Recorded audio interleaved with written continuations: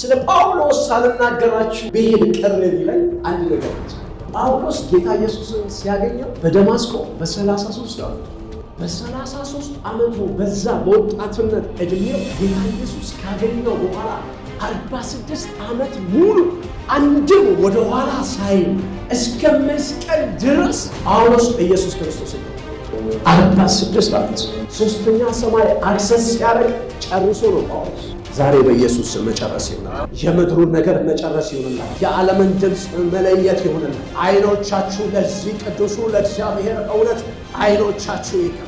ንጉሥ ኒሮን የሚባል ቄሳር በሮም ያለ ጳውሎስን ከእስር ቤት አስፈትተውት አሁን ትሄዳለህ ወደ ኢየሩሳሌም ሲሉት ከሮም ከተማ ላይ ሆኖ ኖ እኔ የተጠራሁት የተሰቀለውን ክርስቶስን ልሰብክ ነው ብሎ ወንጌልን ሰብኮ 30 ደቂቃ ሳይሞላው አንገቱን የተቀላ ታላቅ ዋጋ።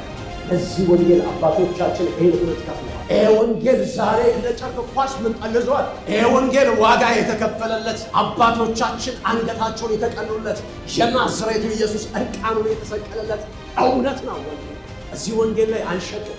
እዚህ ወንጌል ላይ አናመቻመች።